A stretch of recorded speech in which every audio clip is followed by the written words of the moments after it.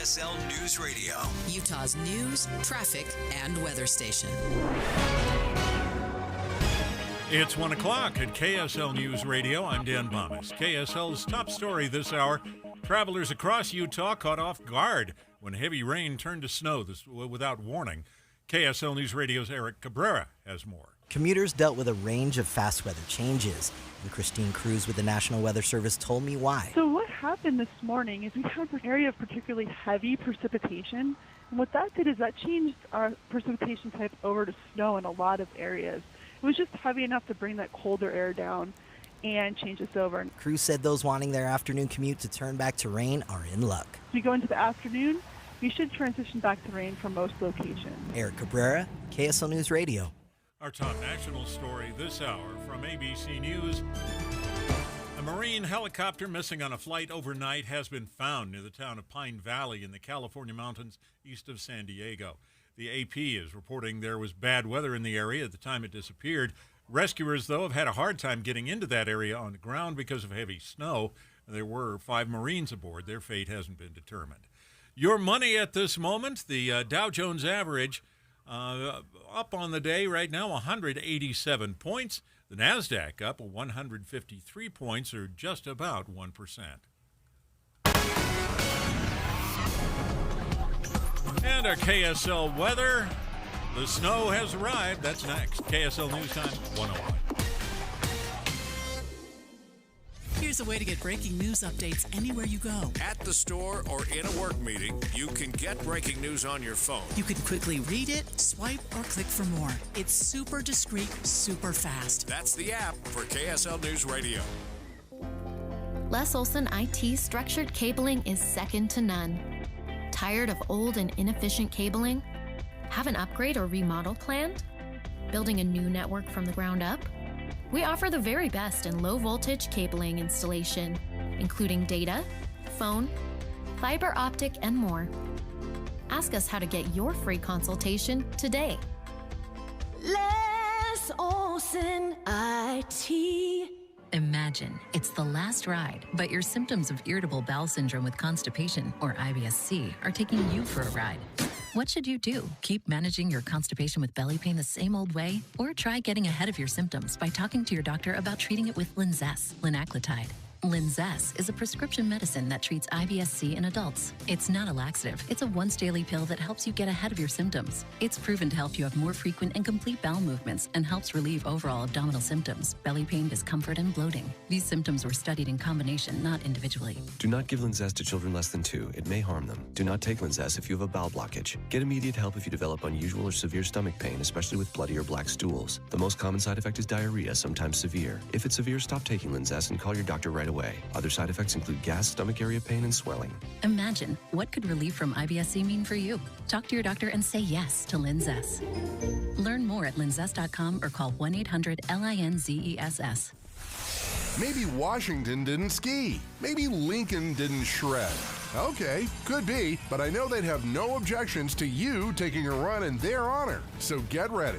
President's Weekend at Bear Lake is simply the best of Utah and the best place to celebrate our president's big days. You'll uncover 3 of the most beautiful cross-country and snowshoeing trails in Utah. Or jump into a snowmobile and catch some awesome trails and over 350 miles of backcountry snowmobiling. No matter how you like your winter sports, Bear Lake is ready, and President's Weekend is the perfect time to celebrate. So pack up the family and play your way. And when you choose President's Day to play in the snow, you'll find family-friendly getaway and lodging deals, too. Start at bearlake.org and learn more about President's Day at Bear Lake.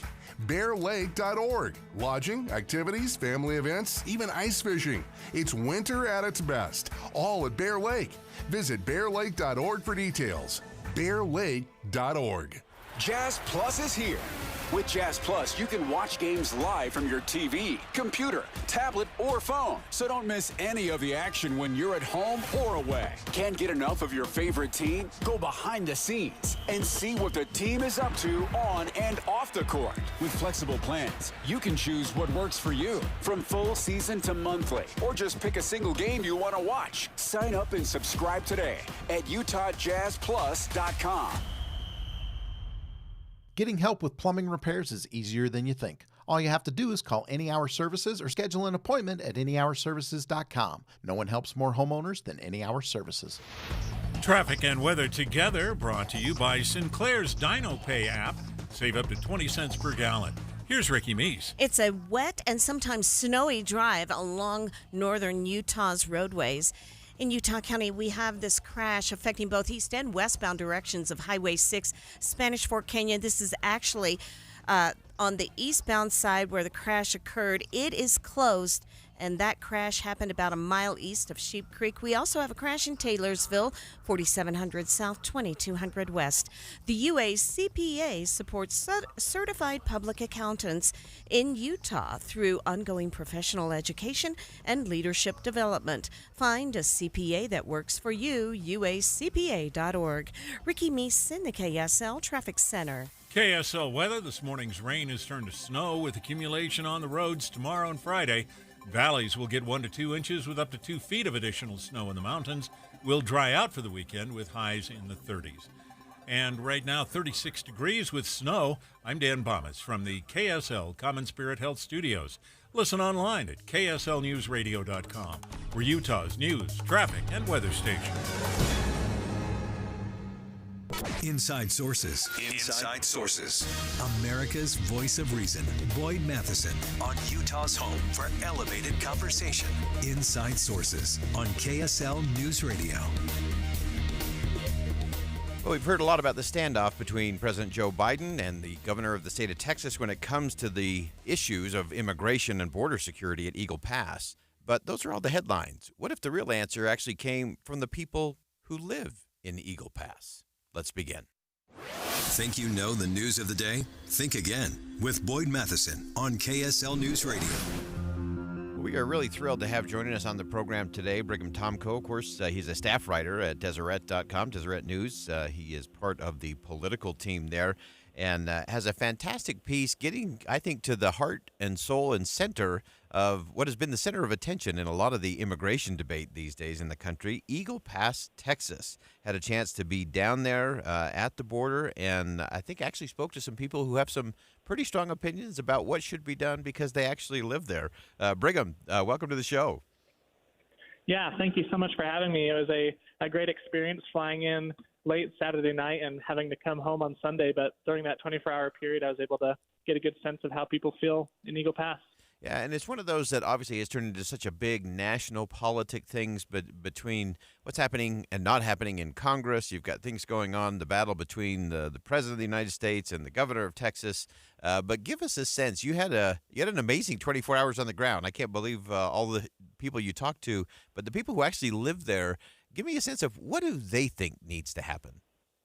I think from their point of view, the politics is a distraction. And when they turn on cable news and when they hear reporters coming from out of state, I think they often roll their eyes because for them it's a very a practical and very real and close issue, and they just want solutions more than they want pundits or politicians kind of using the issue, which is kind of the sense I got from them, that's how they feel things are going right now. Yeah. One of the things that I love that you pointed out in your piece, and everyone, you should check this out for just some fantastic perspective. Rethink what you think you know about what's going on at the border.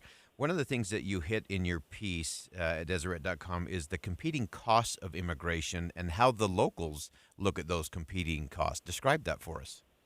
Yeah, so when I was surprised by this when I asked them about what the impact of this wave of immigration has had on their lives. Most of them focused on the government's response, not as much on the influx of migrants in their town. Some of those issues that they pointed to is the closure of these international bridges between Eagle Pass and Piedras Negras, Mexico, which is on the other side of the Rio Grande. And that closure, along with the takeover of Shelby Park, which has kind of been at the center of this whole issue, has affected their economy and their way of life even more in some cases than having thousands of migrants crossing the river. So that was a surprising revelation to me. Yeah, I do think that's interesting and so classically American that the focus is on the response, what the government is or isn't doing, and the impact, as opposed to, look, these are people who need some help. We're happy to do that because that's what Americans do, and clearly the people of Eagle Pass do that. You also spoke in your piece a little bit about the actual costs in terms of the impact on the city there. Give us a sense of that. Yeah, so this comes from other reporting as well as I was able to hear from the residents of Eagle Pass, but just the impact that it's had on the local agencies there in the city. The costs have been borne pretty heavily by the city's agencies, particularly the fire department, which has been tasked with responding to literally dozens and dozens of calls every day relating particularly to the issue of immigration and migrants in emergency situations. And this kind of hit its climax or peak last December. January and the beginning of February has not seen the same kind of numbers, but during that fall-winter period at the end of last year, they were spending upwards of $21,000 each day, the fire department was, and over more than $2 million in the latter part of last year on responding to emergency calls concerning migrants. And that includes $150,000 a month for migrant-related ambulance calls. And the House representative in Congress that represents this area said as of December that these costs have not been reimbursed by the federal government. They've just been borne by local taxpayers in the local community there. Yeah, I think that's one of the vastly underreported impacts on these small towns and communities, that these agencies there are bearing the brunt of this, and the federal reimbursement is always a slow process if it ever happens. But it's definitely one that impacts these little communities. Obviously, there was a lot of activity over the weekend. A number of governors, including Utah Governor Spencer Cox, went down there to the border and to take a look and to have those conversations. Give us a sense of how that all played out. I would like to just set the stage a little bit, because this is what struck me so much entering the town about midnight on Saturday and then seeing it in the daylight on Sunday. And that is that this park, which is about 50 acres there on the edge of town, but really just a block or two away from the downtown area, has been turned into a militarized zone, almost like the no man's land, the DMZ line between South and North Korea, with these tall fences and soldiers all over the place. So that was kind of the context for this press conference, was this show of force with Humvees and our armed soldiers surrounding everybody. And there were these 15 governors, including Utah Governor Spencer Cox and then Texas Governor Greg Abbott, and they were there to reaffirm their position, which would be in opposition to requests made by the Biden administration for them to vacate that park.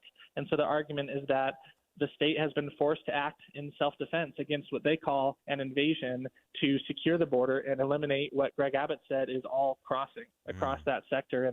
And Governor Cox was there in support of that effort, backing up his fellow governor, as was Utah State or House Speaker Mike Schultz. And so as you look at that, I know some of the conversations you had down there at the border also included kind of the Utah model in terms of a path forward, that you don't have to have the false choices between rule of law and compassion, that those can actually be compatible principles. Give us a sense in your conversations with people down there. Do they see that as a legitimate path forward? And what is it? Is the politics, and what is it? Is the people down there saying, hey, we can actually do this and do it a little better? Absolutely, they do. Their rhetoric was very similar to the rhetoric from Utah Governor Spencer Cox in terms of there not being a contradiction between securing their border and enforcing a very orderly process that includes the rapid deportation of people who cross illegally, with a humane and compassionate humanitarian response to those people who've traveled, in some cases, thousands of miles from their home countries. And so when I would talk to some of these Eagle Pass residents, some of them were kind of shocked or even disgusted by some of the rhetoric they heard from state and federal officials about illegals crossing the border, and they wanted those people to be received in what they thought was a more welcoming way. Yeah, and then finally, before I let you go, I know it's a busy day for you up on Utah's Capitol Hill now. You've been running and gunning. Anything surprise you or jump out to you, or think, oh, I wish we were thinking or talking about that part of it different as a result of going down there to Eagle Pass? Yeah, that's a great question. Well, the one thing that did stand out to me is, so 13 years ago, state lawmakers passed a package of bills called the Utah Compact, and this followed a resolution that was signed by over 100 of state lawmakers in 2010. And something I learned over the weekend is that those bills, which address the question of immigration, both how we should talk about it and approach it, but also how we can integrate undocumented migrants to the economy, that those bills, which required the approval of the federal government, are still up in the air. There is only so much the state can do on the question of immigration. We can change how we talk about it. at an individual level. We can try to be welcoming and charitable. But when it comes to state policy, we really are restricted in terms of what we can do because the federal government tends to take care of those immigration issues. And that's actually at the core of this standoff, as we call it, between the Texas governor and President Joe Biden, is whether states can take a more active stance on immigration if they feel that the federal government is not doing its job. Yeah, fantastic. Great perspective, great writing. Brigham Tomko, of course, staff writer for the Deseret News, Deseret.com. He's part of the political team there. Check out his piece at Deseret.com today. Brigham, thanks so much for joining us. Thank you. It was a pleasure.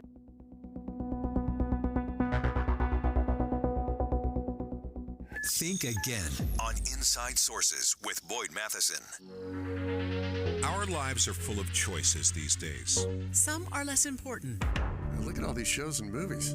I don't know what to watch. But other choices are key to the way we understand the world and our place in it. When you select KSL, listening on Alexa or in the car, You've made the right choice. you could choose to do nothing.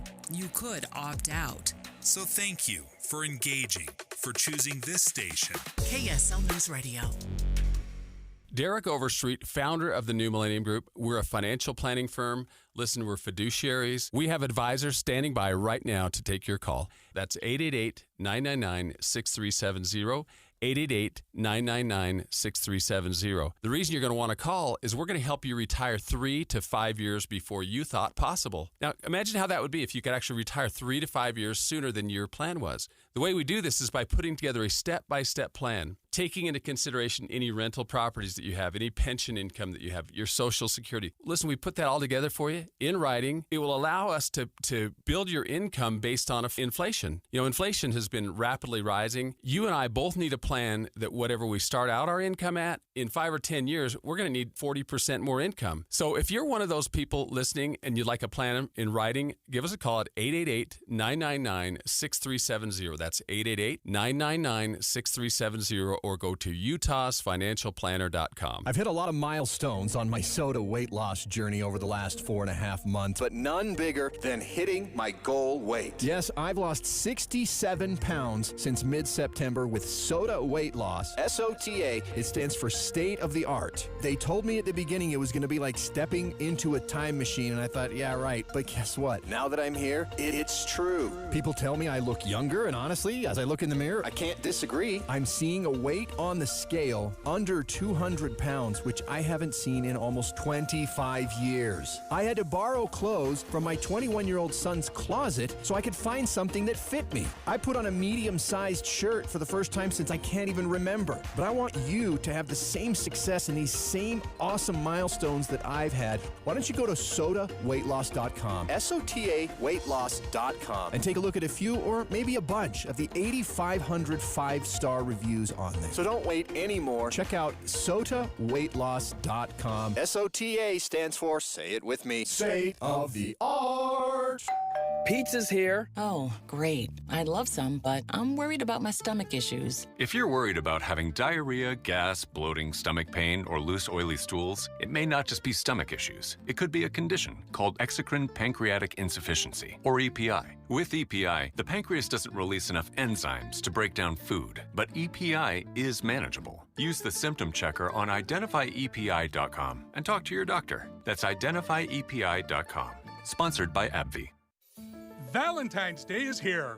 This year, give the ultimate gift. Name a star after your sweetheart. This is Rocky Moselle with International Star Registry. For 45 years, we've named millions of stars for celebrities, dignitaries, and individuals worldwide. For $59 and a call to 800-282-3333 or visit starregistry.com, you can give the most memorable gift. The star your name will be recorded in book form in the U.S. Copyright Office. Visit starregistry.com or call 800-282-3333. Common Spirit Health. Hospitals, clinics, and caregivers all connected to advance healthcare in Colorado, Kansas, and Utah. Healthcare with human kindness is here. Hello, human kindness. Jeff Kaplan. I'm blessed that KSL has given me the freedom to talk about whatever I want. Literally, it is my minute of news. It might be something bizarre that you didn't know. Sometimes it's pegged to what's happening that very day. Jeff Kaplan's Afternoon News, 3 to 7 on KSL News Radio. With the three things you need to know this hour, I'm Dan Bomas. First, snow came to the Wasatch Front earlier than predicted today, left a few traffic problems in its wake. Second, even after a court decision that determined former President Trump can be prosecuted for actions taken while he was in office, a trial in his case might not happen before the election. And third, a missing helicopter with 5 Marines aboard has been located now in Southern California. Right now, 34 degrees with light snow in Salt Lake City. And back to Inside Sources on KSL News Radio. Hear elevated conversation on crucial issues. Boyd Matheson on Inside Sources. Welcome back to Inside Sources here on KSL News Radio. It's great to be with you today. As always, I am Boyd Matheson. We are returning to the border conversation between the topsy-turvy, opposite day kind of feel we've had, where we've had Republicans yelling against things they've always been for, and the president yelling that he's for things that he's always been against. It sounds like a lot of politics to me, and whenever we get lost in the politics of it all, we forget that there's actually some real good policy discussions that could be had in there and often get overlooked. And so when we get in the middle of that kind of muddle, we always turn to Eric Boehm, a reporter at Reason. Reason.com covers economic policy, trade policy, and elections. Always helps us make the news make sense. And Eric, you have a great piece today that everybody should check out at Reason.com. Talking about how increasing immigration could actually help us with another big problem we talk about on this show, reducing the debt and deficit spending. Wait a minute. That sounds like crazy talk. Yeah, Boyd, thanks for having me, as always. I think I actually, of the two kind of intractable problems in Washington, which are, immigration and spending, I actually think the spending issue is maybe the easier one to solve, which is, it's still not easy, but certainly seems like one that, there are at least ideas out there that can help reduce the deficit. And one of them, ironically enough, is increasing immigration. So the piece that I wrote for Reason looks at how this is a bit of a wonky topic, obviously, but it looks at how the Congressional Budget Office kind of does a poor job of calculating the economic benefits of immigration, and that's just because of some rules that the CBO uses when it scores legislation. But the complicating thing here is that because it does a poor job of looking at the economic benefits, that actually makes it harder to pass immigration bills because it ends up, scoring bills as being, perhaps more negative towards the deficit than they otherwise would be. I don't think that's the biggest obstacle to passing an immigration bill by any means, as we've certainly seen today in Washington.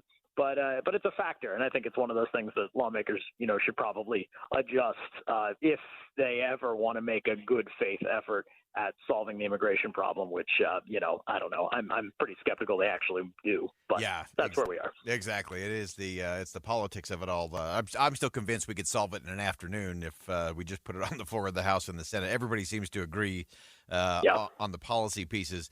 Now, you may have called it wonky. We just call it enlightened. It's great thinking is what we like to call it on this show. But I want to dig into it. I want you to unpack it for us just a little bit because, again, most people think, if we have more immigration, that's bad. That's costing us money. That's hurting the economy.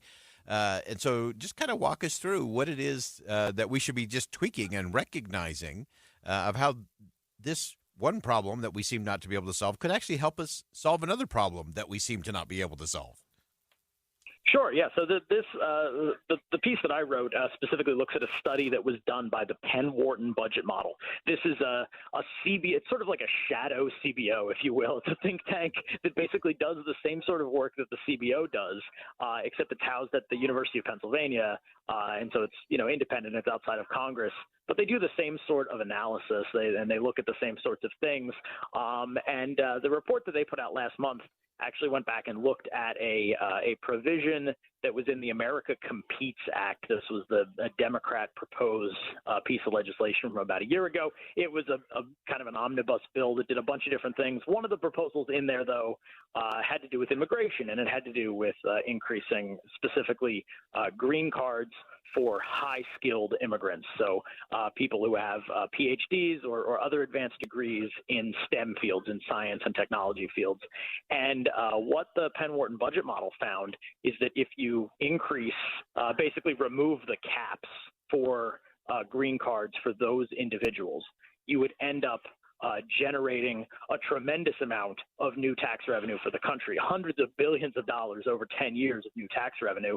And if you think about it, this just sort of makes sense, right? You would have a larger number of high-skilled immigrants coming into the United States who would be working legally, presumably at pretty high-paying jobs, and therefore paying taxes and not consuming welfare, not consuming a lot of government benefits.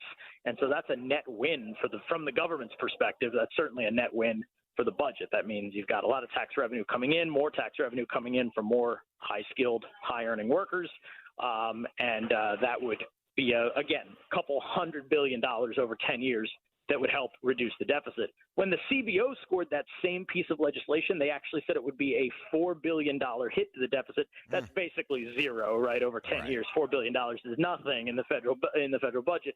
But they failed to recognize the potential benefits there, and that is entirely because of the way the CBO looks at legislation. It doesn't take into account potential economic growth. It doesn't take into account the potential tax revenue that comes from that economic growth. And so the CBO is only looking at the costs, which in this case would be pretty marginal. But they're only looking at the fact that, well, if you increase immigration, you increase the population of the country, and then you're going to marginally increase the cost of some government programs like some healthcare programs. Yeah. So the CBO just, it has a blind spot here, basically. Yeah. You pointed out in your piece that if you go down this path, you play it out, that more of that legal immigration will grow the economy, will help fund the government, as you pointed out, and it doesn't put a strain. It does not put a strain on entitlement or welfare programs because of the way that goes out. And so as you look at that, Eric, what is it that good inspiration comes from good information. It's clear that Congress doesn't have the right information coming from the CBO score. How do we change that dynamic, and can that help us get to a better conversation when it comes to immigration? Yeah, so two answers, I think, to that. First is that acutely Congress should just tell the CBO to score immigration bills differently, to use something called dynamic scoring, which is what they use for things like tax bills. If you remember the debate over the Trump tax cuts a few years ago, lots of debates over whether that was going to add to the deficit or not, and that all hinged on the different ways that you could score this bill. So that's the wonky answer, is that Congress should just tell the CBO to use a more advanced, more sophisticated, and frankly better way of scoring immigration bills. The less acute point and the more general point is that, look, this is true, obviously. I think it's obviously and very apparently true for high-skilled, high-earning immigrants, right? But I think the same sort of dynamic exists for immigration across the board. If you increase legal immigration, if you make it easier for people to come here through legal channels, to become green card holders, to eventually become citizens, to pay taxes, to work legal jobs where everything is above board, that's going to be a win it's going to be a win for the economy, obviously, but it's also going to be a win for the government and for reducing the deficit, because it means people will be paying taxes, they'll be contributing to Social Security and other programs like that. And they'll be able to do all that because they're legal immigrants. So that gets rid of the problem, which really is the fact that we have illegal immigrants coming here, people who are coming here through channels that are not the legal channels, because it is so difficult. It's borderline impossible to come here sometimes through the legal channels. Yeah. So it's a win obviously for the people involved, which I think is the most important part of the story. But it's a win for the economy, and it's potentially a big win for the federal budget deficit too, which is a growing concern. All right, and I'm starting my Eric Boehm for President campaign on air right now. Eric has the best definition. That's exactly what the conversation should be. Please do not wish that upon me, boy. That's no, right. We're friends. Please do not. We are friends, so I will not wish that on you. Eric Boehm, reporter at Reason, and always helps us get it straight. And this is a great example, folks, of what it's like to have a different kind of conversation, to take just the pure politics out of it and say, what are the principles? What are the policies? What are the desired results? Eric, as always, thanks so much for joining us today. Thanks a lot, Boyd.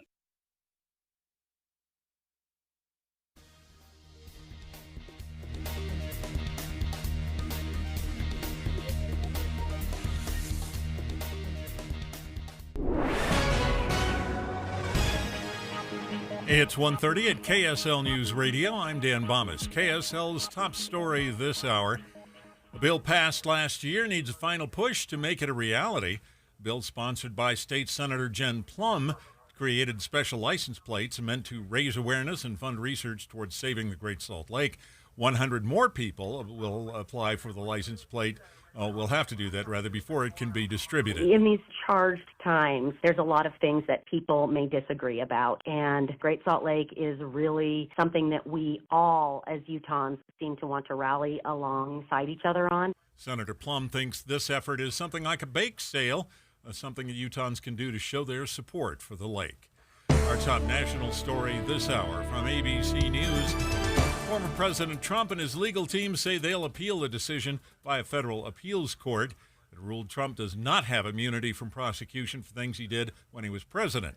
ABC News chief legal analyst Dan Abrams says Trump's legal team trying to delay the start of his trial. I think it's going to be tough to believe that this trial is going to happen before the election, in particular because the Justice Department has this policy of nothing within 60 days of the election. So that moves the time frame even back, I think, a little further. And your money at this moment, the Dow Jones average up on the day right now, 158 points. The NASDAQ is up 156 right now. We have KSL weather coming up next. Everything's turned to snow, but we also have serious traffic in Spanish Fork Canyon. That's next. KSL News Time, 1:30. News doesn't just mean information or dates. It's the story of our local history being told in real time. Be a part of the story. This is Tim Hughes and Amanda Dixon. We hope to be a part of your story. We have you covered on KSL News Radio. Don't miss the Crossroads of the West Gun Show this weekend at Mountain America Expo Center. Check it out. We're finding everything we're looking for, so we're impressed. Awesome selection. Awesome, yeah, just a lot more than I expected to see. Crossroads of the West Gun Show this Saturday and Sunday at Mountain America Expo Center, starting at 9 a.m. Your ticket is good all weekend. The quality at this particular show is extremely high, and the prices have been very fair. We'll scour through, find the best bargain, and come back and buy it. Hundreds of tables featuring new and used guns and ammo, gun safes, reloading supplies, knives, hunting equipment, scopes, accessories, and more. If they don't have it here, they don't have it. Collector guns, military guns, handguns, rifles, shotguns, and police supplies. Some at wholesale price. Books, jewelry, gift ideas, and door prizes. I've been coming here for probably 10 years. I'm going to tell my friends to come out here tomorrow. Check it out. This weekend at the Crossroads of the West Gun Show, this is the big one. Exit I-15 on 90th South. Go east to State Street, then south 4 blocks to the Mountain America Expo Center. You can buy, sell, and trade at all Crossroads gun shows. The Management Minute is a service of the MBA program in the John M. Huntsman School of Business at Utah State University. I'm Professor Scott Hammond. The pressure of winning is what a sports team is all about. One coach says stress builds character. But the best work teams are about persistence and endurance. Pressure is reduced. Stress is managed. Rescue teams, firefighters, police SWAT, surgical teams, most great work teams engage in what is called critical incident stress management. If they have a high-stress mission, something goes wrong, or it just builds up, they gather, discuss, and resolve, sometimes with the help of a trained facilitators. Learn more about what the best work teams do to manage stress and remain productive in an MBA from Utah State University. Go to utahstatemba.com. That's utahstatemba.com. I'm Scott Hammond. Hope to see you in one of our classes. As the new year begins, you and your credit card might be ready for a quiet break. Experience the relief of a low rate with the Mountain America credit card. With a 3% cash bonus on balance transfers, it's more relaxing than ever. Open a Mountain America credit card today for your limited time bonus. Details at macu.com/transfer. Loans and approved credit. Membership required based on eligibility. Offer can change or be withdrawn at any time. Terms, conditions, and restrictions apply. When you hire your local CertaPro painters, you get the power of a cut above. Decades of expertise to transform your home. From so-so to virtuoso. The power of neighborhood painters. We live where you live and probably like the same pizza place you do. Put the power of pro to work for you today. Get your project started at CertaPro.com. Each CertaPro painter's business is independently owned and operated. We have emergency traffic now, and brought to you by Sinclair's DinoPay app. Save up to 20 cents per gallon. Here's Ricky Meeks. Highway 6 closed in both directions near Sheep Creek due to a crash that occurred probably 90 minutes ago. It had originally only had the eastbound side closed. Now, both east and westbound closed in Spanish Fork Canyon due to this crash. We also have an accident northbound, I-15 near 5th West Bountiful. Looks like it's a crash with injuries. 2 right lanes are blocked. And we are also getting heavier snowfall now in parts of Davis County, coating those roads. Salt Lake Magazine calls Swan Lake breathtaking, featuring the timeless music of Tchaikovsky, performed live with the Ballet West Orchestra February 9th through the 17th. Buy tickets at balletwest.org. Ricky Meese in the KSL Traffic Center. KSL weather. This morning's rain has turned to snow with accumulations on the roads through Friday this week. Valleys will get 1 to 2 inches with up to 2 feet of additional snow in the mountains. Will dry out for the weekend with highs in the 30s. And right now, 34 degrees with light snow. I'm Dan Bomas from the KSL Common Spirit Health Studios. Listen online at kslnewsradio.com. We're Utah's news, traffic, and weather station. Inside Sources. Inside Sources. America's voice of reason. Boyd Matheson on Utah's home for elevated conversation. Inside Sources on KSL News Radio. Well, Americans are not pleased with the state of the economy. No amount of pinky promises from the administration seem to be changing that particular fact. President Biden obviously inherited a very fickle economy in the middle of a pandemic, and then pushed it to all kinds of different places and spaces. And, of course, now we are way over the 34 trillion in debt. Deficit spending continues. And, of course, we've got all kinds of things with inflation and prices, and the list goes on and on.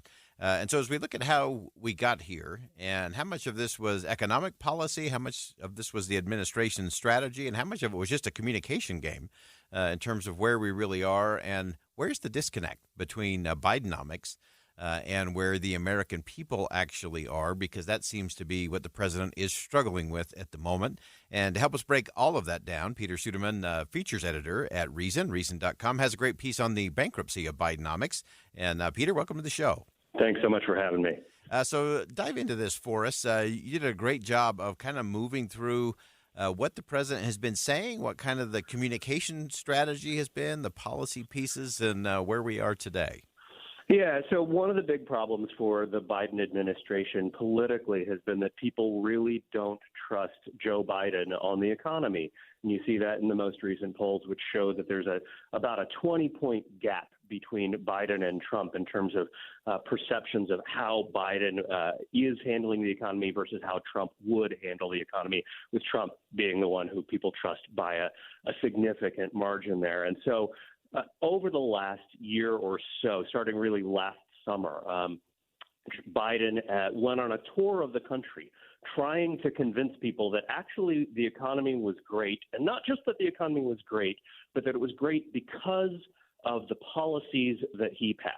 And he focused on 3 big pieces of legislation: the American Rescue Plan, which was the $2 trillion all-Democrat plan that was passed just a couple of months after Biden took out, maybe a couple of weeks, just very shortly after Biden took office in 2021, and then the Inflation Reduction Act in 2022, as well as the CHIPS and Science Act, which is a big sort of industrial policy bill that subsidizes stuff like computer chip manufacturing and then other manufacturing. And the case that Biden made was that those policies amounted to Bidenomics. And that was sort of an interesting concession up front, because Bidenomics had initially started as a label from Biden's critics in places like the Wall Street Journal. And Biden was like, no, actually, this is Bidenomics and it's good. And if you look at the actual effects of those bills, at best, I think you can say, well, they put some money in people's pockets right when Biden came into office. The American Rescue Plan did send out checks to most families, to most families in the country, basically everyone earning under about $160,000. But then those checks, what did they do? Well, they gave people more money and they swelled bank accounts, but that helped contribute to inflation, which is one of the big things that people don't like about the economy. And then you get to the next set of bills. Well, you have the Inflation Reduction Act. A year after that passed, Biden himself said, look, most of this money, a big chunk of this money, it's not about inflation at all. actually it's just about spending a whole lot of money on climate change policy and on incentivizing stuff like electric vehicles, that sort of thing. And yet, there's just not a lot to show for that. In fact, by the end of last year, you saw reports that Biden was complaining that there weren't big infrastructure projects for him to stand in front of and campaign on, as he campaigns for president this year, and that there was billions of dollars in that in those bills that were allocated for things like EV chargers across the country. Only 2 states have even started building those things. Most states haven't even submitted plans yet. There were, by Thanksgiving of last year, none of those chargers had been built. I think by the end of the year, there were maybe a handful of them, 4 or 5, but still essentially nothing to show for billions and billions of dollars being spent. And so what Biden is telling us is that Bidenomics was an agenda of huge amounts of spending that there's just not a lot to show for. And I think it's really kind of revealing that Biden was bragging not so much about what he actually did, but just about the money that he spent. And that reflects so much of Joe Biden's approach to the economy. It's not about actually making anything better. It's just, we put together some really big bills with some really big dollar signs. And that's what we did. And what do you have to show for it? Not a whole lot. Yeah, and the interesting thing that I think they're struggling with now, both in terms of we've been really breaking down the communication strategy today, and both parts of it, both from the White House and the administration, the governing component to it, as well as the obvious campaign side of it in a re-election year. And both of those groups are really struggling mightily with this disconnect. They've had the president, and you pointed this out in your piece, give some pretty fiery speeches defending some of the big spending, and then some trying to tout, some of the numbers. They're trying to really speak to the American people as if they were economists, not consumers. And it seems to me that disconnect is what both the administration and the campaign are struggling with rolling into 2024. It's really telling if you go back to last summer when Biden started giving these speeches in which he started talking about how great Bidenomics was. The first big speech that he delivered, there was, as is often the case, there was a memo prepared by the administration, sent out to reporters, saying, well, this is Bidenomics. This is what we're going to talk about. This is a preview of the speech. That's a pretty common thing.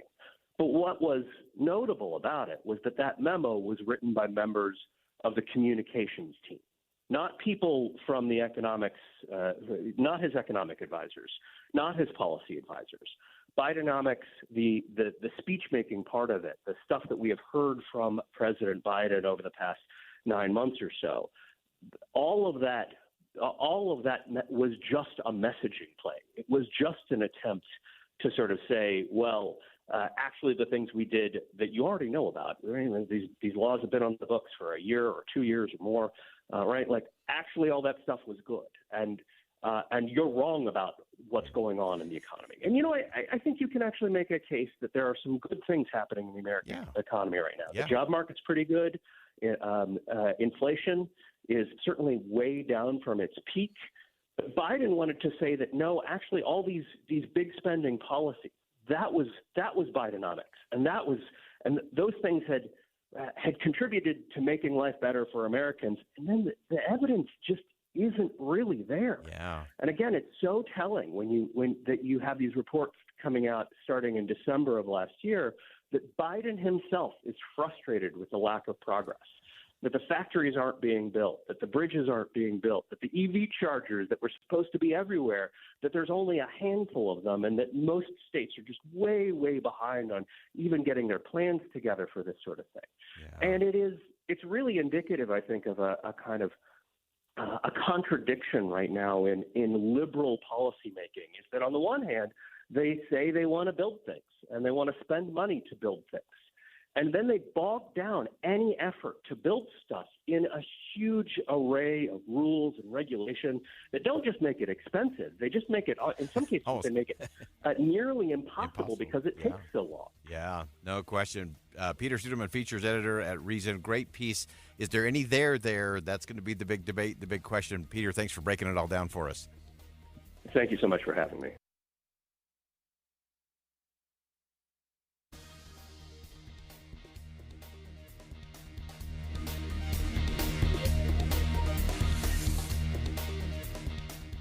I guess it's human nature, Amanda, that no matter how much money we have in our savings account, it never seems like it's enough.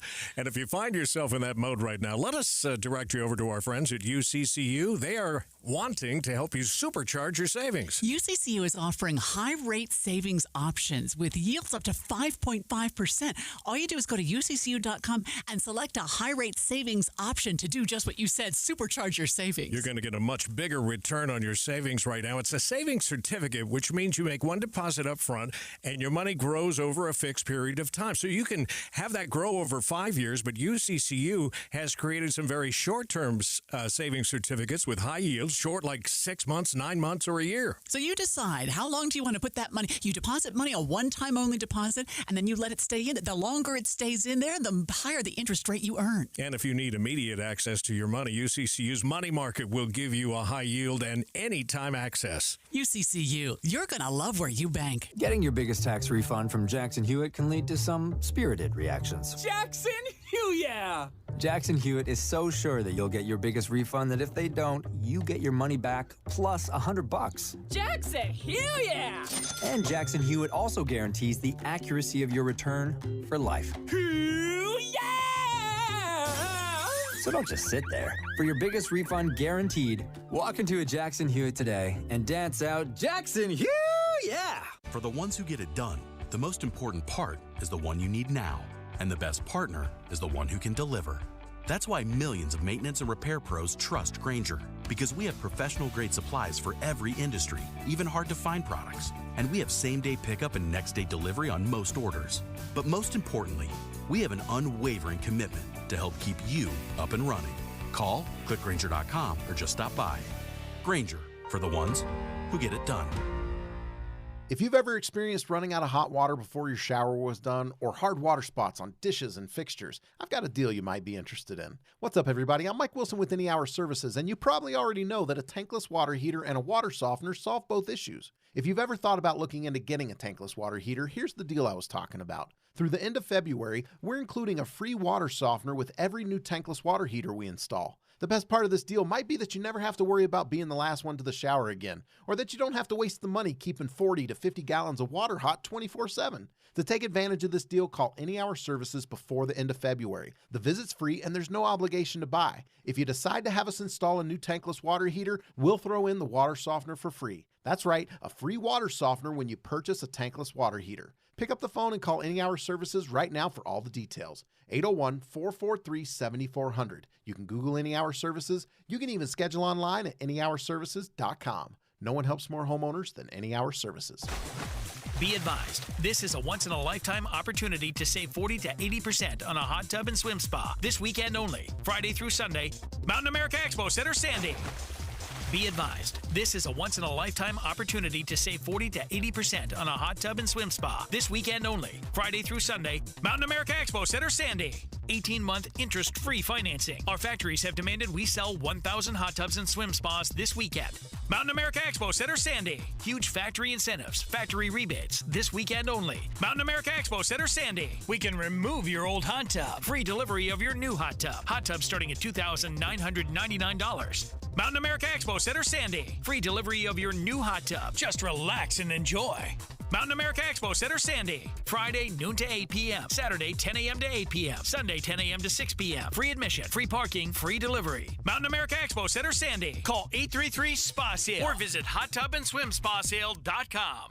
KSL and Bear River Lodge want to send you and your Valentine on a cozy romantic getaway. Win an overnight stay in a Bear River Lodge studio cabin, plus a full-day snowmobile or side-by-side rental. Until Valentine's Day, this package is available for just $4.99, but you can win this amazing package for free on the KSL contest page. Enter now. Text the word contest to 57500 or go to kslnewsradio.com/contests.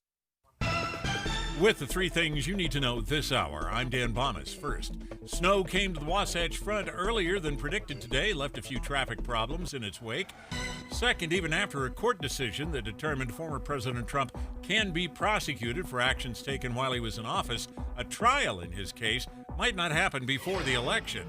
And third, a missing helicopter with 5 Marines aboard has been located now in Southern California. Right now, 34 degrees with light snow in Salt Lake City. And back to Inside Sources on KSL News Radio. Get deeper insights on the news from Inside Sources.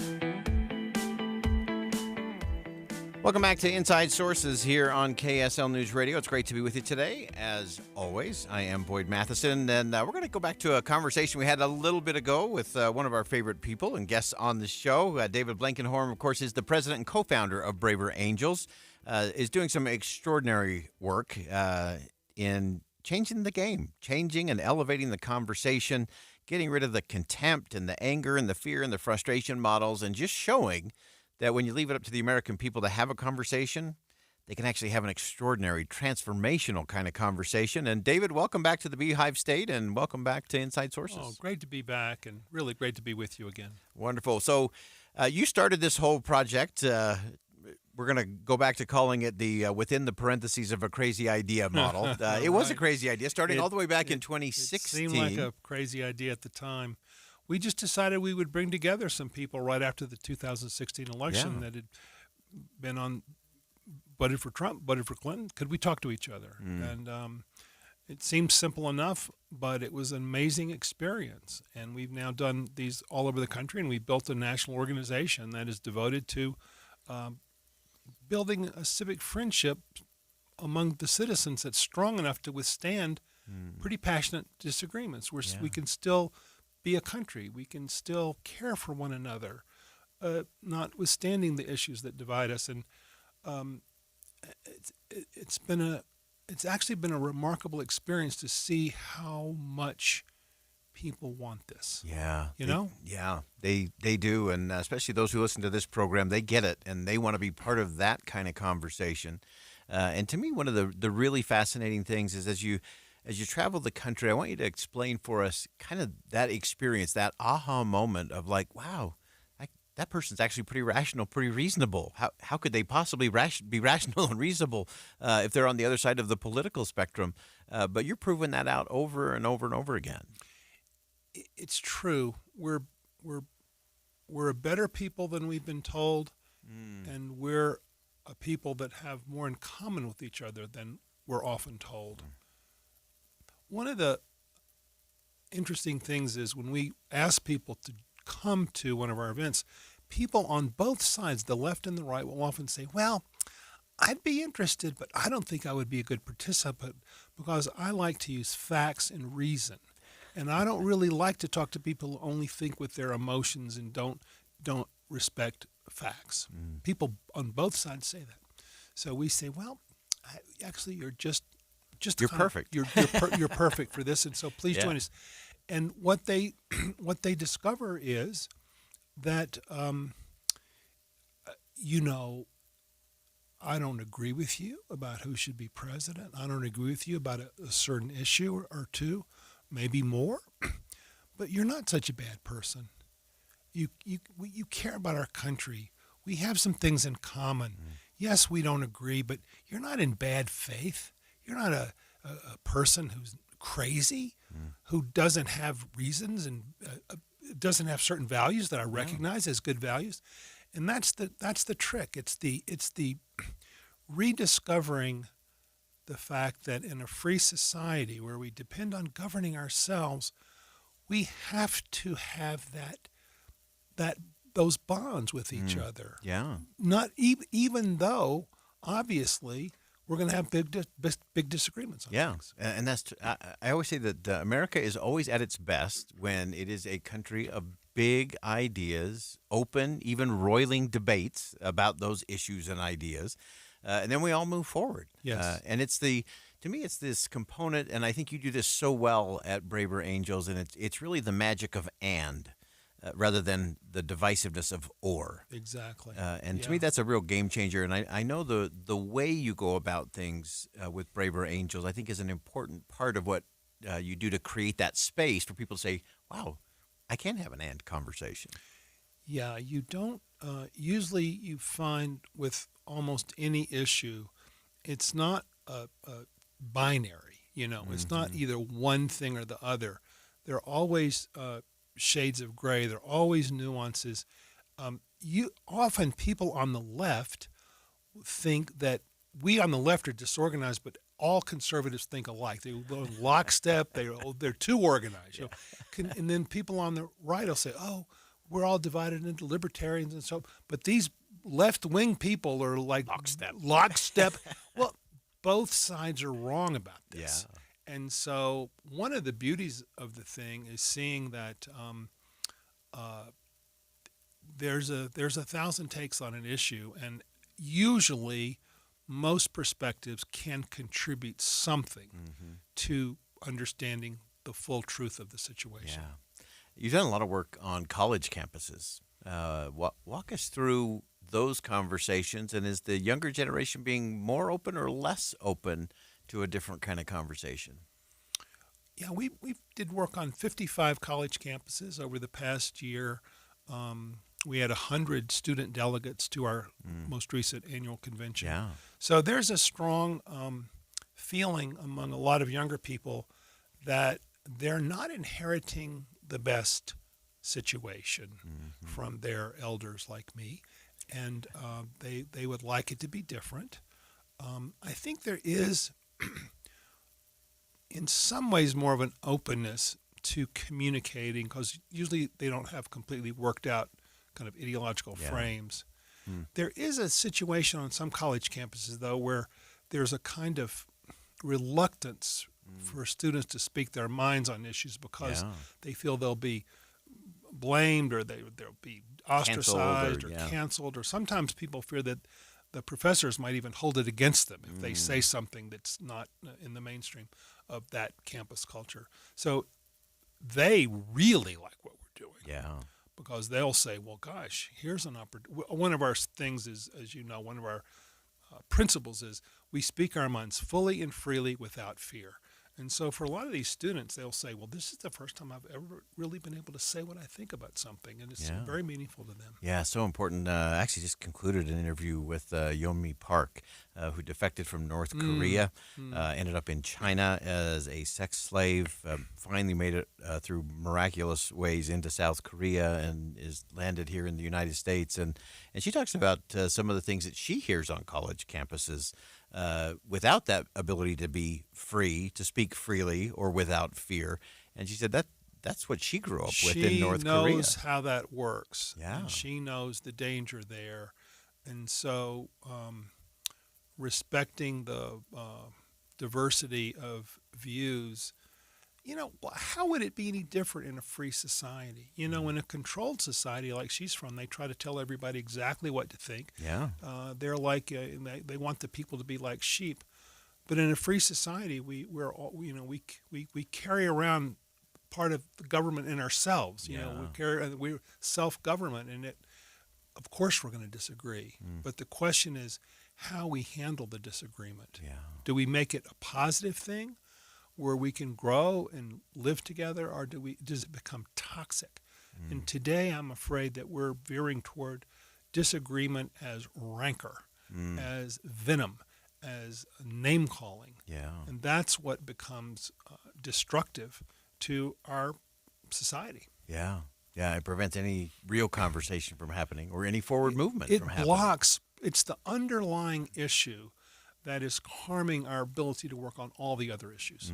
Yeah, no question about that. Well, David, it is always good to have you in the state of Utah. We hope you come back regularly through what will be a very rigorous, we're predicting a very bumpy 2024 election cycle. But I think with organizations like Braver Angels, I think it will help us tap in to what really matters in this country and to where the American people actually are. Well, thank you, Boyd. Your program is a beacon, and I say that sincerely. I mean, what you're modeling and showing, and the way y'all are doing the work, it's it's so closely aligned with the way we try to model what we do at Braver Angels. So honored to be on the program with you. Yeah, we look forward to having you back and continuing the conversation. Again, it's David Blankenhorn, president and co-founder of Braver Angels. You can check out their organization. They're doing some amazing work right here in the state of Utah and across the country so that we can all have those different, better kinds of conversations that will actually move us all forward.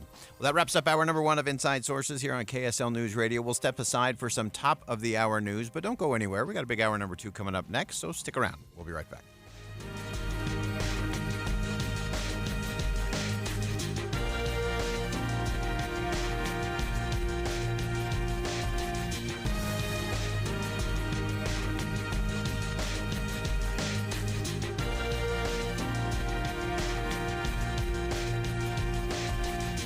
KSL FM Midvale. KSL Salt Lake City. From the KSL Common Spirit Health Studios, this is KSL News Radio. Utah's news, traffic, and weather station. It's 2 o'clock at KSL News Radio. I'm Dan Bomas. KSL's top story this hour. Attorneys for Ralph Menzies are going back to court to argue he's in such bad shape mentally that it wouldn't be legal for the state to put him to death. Menzies was sentenced to death for the murder of Maureen Hunsaker more than 35 years ago. His attorneys argue his brain has atrophied to the point that he doesn't know why the state of Utah would execute him. Our top national story this hour from ABC News. Homeland Security always has a big presence at the Super Bowl. The agency says having a certain celebrity fan there won't change things. ABC's Andy Field explains. With heightened terrorism fear, Homeland Security sending a lot of police to the Super Bowl and insisting superfan Taylor Swift won't affect the agency's plans. When there's an additional celebrity who will bring more attention, we are already at a heightened state of vigilance. Homeland Security Secretary Mayorkas also pointing to his online experts working to prevent any crippling Super Bowl cyber attack. Andy Field, ABC News. Your money at this moment. The Dow Jones average up on the day, 155 points right now. The NASDAQ is up 147 points. And our KSL weather, looks like snow is settled in for the duration. That's next. KSL News Time 201. You know what's great about KSL's traffic coverage? Trained traffic reporters and real listeners. Trading information and making the commute safer and faster for everyone. Every 10 minutes on the 9s, we have you covered on KSL News Radio. New home for the new year? Sounds nice, doesn't it? What about new lowered rates? Now's the time to step into a gorgeous new Nilsson home with less commute times, easy access, and with rates that have dropped more significantly than all year. Less really is more in this case. Less maintenance, less commute, and less money per month. Move north with Nilsson Homes. Choose from beautiful townhomes to Rambler communities for all stages of life. Most of all, Nilsson Homes are move-in ready and close to what you love and enjoy with easy commutes. Nilsson Homes has been building across the Wasatch Front for over 45 years, accommodating all the things you need, combined with the things you love. Make sure to ask about end-of-year promotional savings. Experience your new home for the new year. Visit Nilsson Homes Communities at nilssonhomes.com. Nilson homes.com. That's nilssonhomes.com. At Shane Company, we believe we're all made to shine. This Valentine's Day, celebrate the love of your life, your best friend, or your best self with unique fine jewelry from Shane Company. We're passionate about sourcing the most beautiful and vibrant gemstones from around the world so everyone can shine bright. We take the time to ensure each piece of jewelry is expertly crafted so it can be treasured forever. Visit Shane Company and discover Valentine's Day gifts for everyone, your new crush or your soulmate. Let them know how much you care with fine jewelry designed by us, guaranteed for life, for free. Radiant red rubies, pink sapphires, diamond hearts, gorgeous jewelry with all the colors and symbols of love. This Valentine's Day, give a necklace with a gemstone as special as your love, a gold ring engraved with a date you'll never forget, earrings that make their eyes sparkle. Give a gift that was made to shine. Shane Company. Fine jewelry since 1929. Hi, I'm Henry Winkler. My eyes are very important to me. My eyes connect me with things I love. I loved my late father-in-law dearly. He always lit up a room, but his vision dimmed with age. He had age-related macular degeneration, or AMD. And since partnering with Apellis, I've learned there's an advanced form of the disease called geographic atrophy, or GA. His struggle with vision loss made me want to help others know about GA's warning signs. For some, straight lines seem wavy, like when looking at a door frame. For others, blurry or missing spots can make it hard to read or see loved ones' faces. Many have trouble seeing in low light, making driving at night difficult. GA gets worse over time and cannot be reversed. If you've been diagnosed with AMD and notice vision changes, don't wait. Talk to your eye doctor about GA today. Learn more at gawon'twait.com. That's gawon'twait.com. Traffic and weather together now, brought to you by Sinclair's DinoPay app. Save up to 20 cents per gallon. Emergency traffic now with Ricky Meese.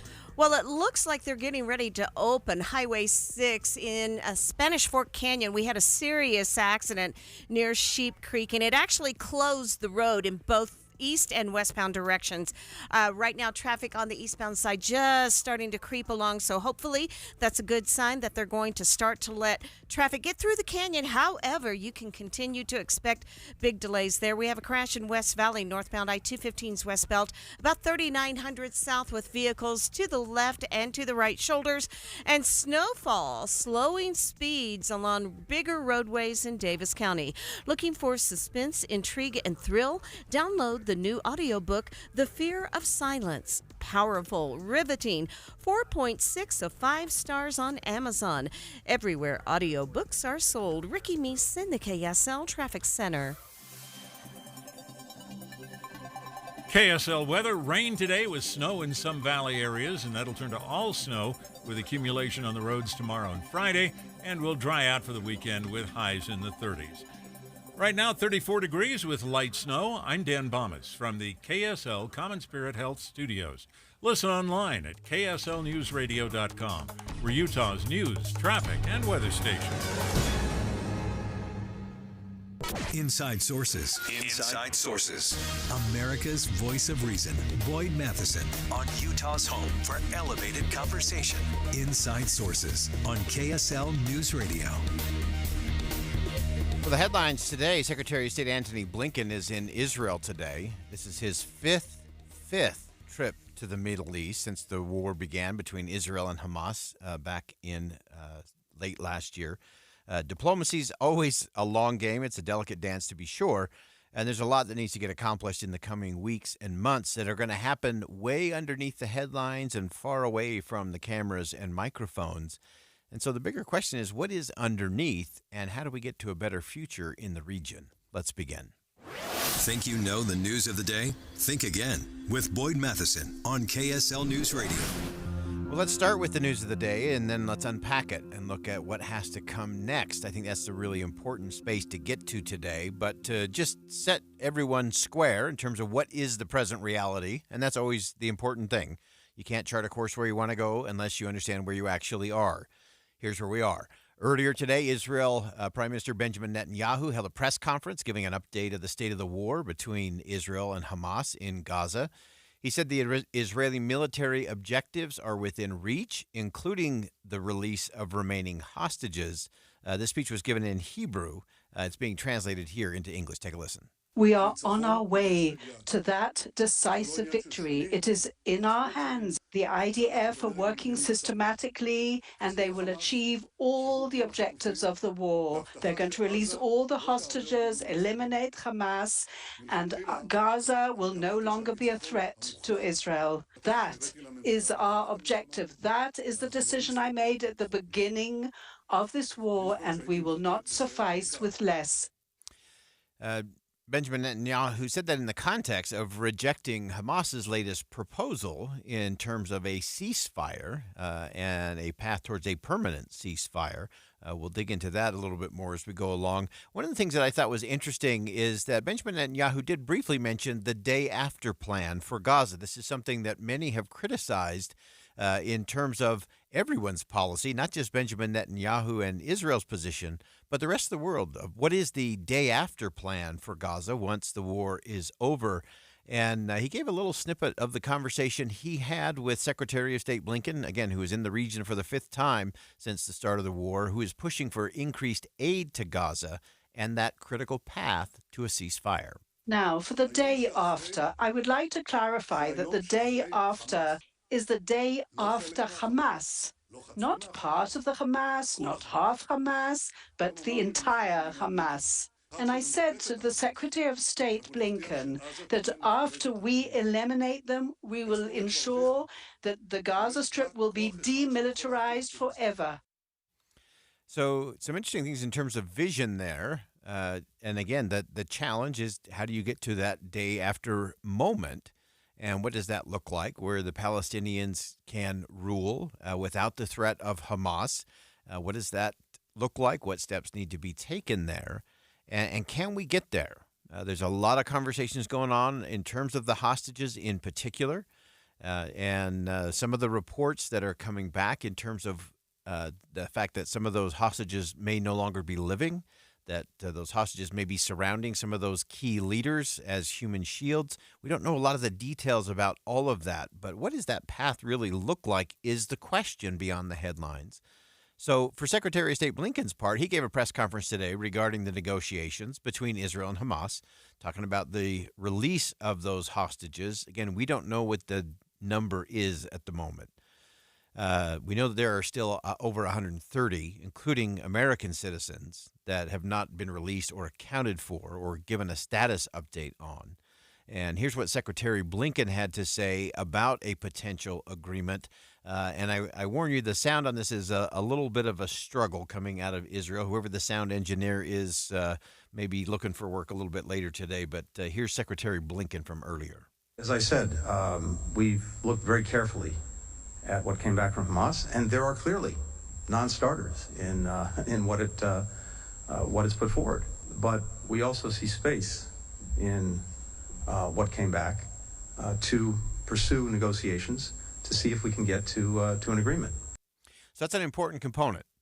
There are some things that the United States and Secretary Blinken are clearly saying these are non-starters coming from Hamas. So there's a bucket of that.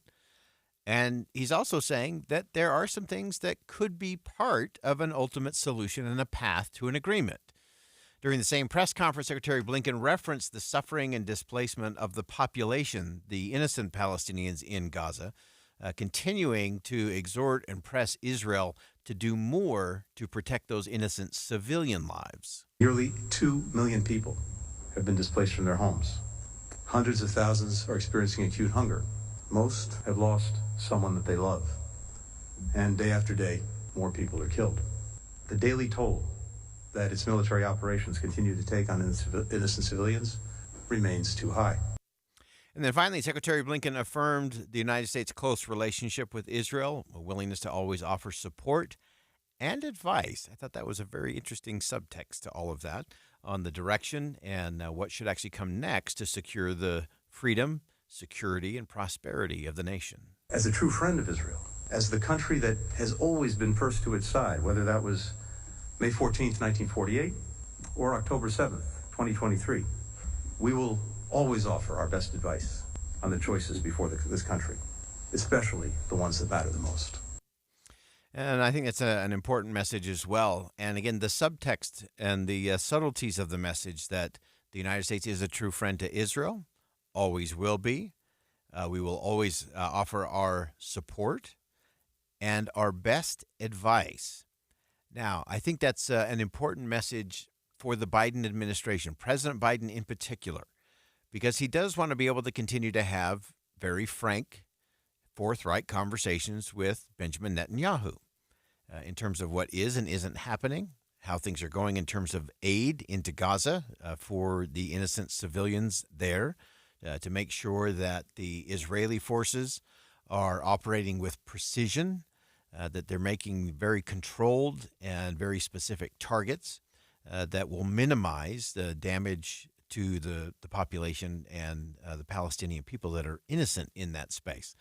So all of those, I think, are important messages and things to understand underneath the headlines today coming out of Egypt and Israel and the Middle East, again, as they're all trying to negotiate. Egypt's had a big push, a diplomatic push. Obviously, Qatar is a big part of that conversation as well. All trying to look at how do we deal with these 130 hostages? Are they all still living? What is their condition? What is the path to getting them free? And what portion of the ceasefire can work? Can it be extended? But ultimately, how do we get to the day that it ends? And then, as the Prime Minister himself said today, we have to get to the strategy for what peace looks like the day after. We'll be right back.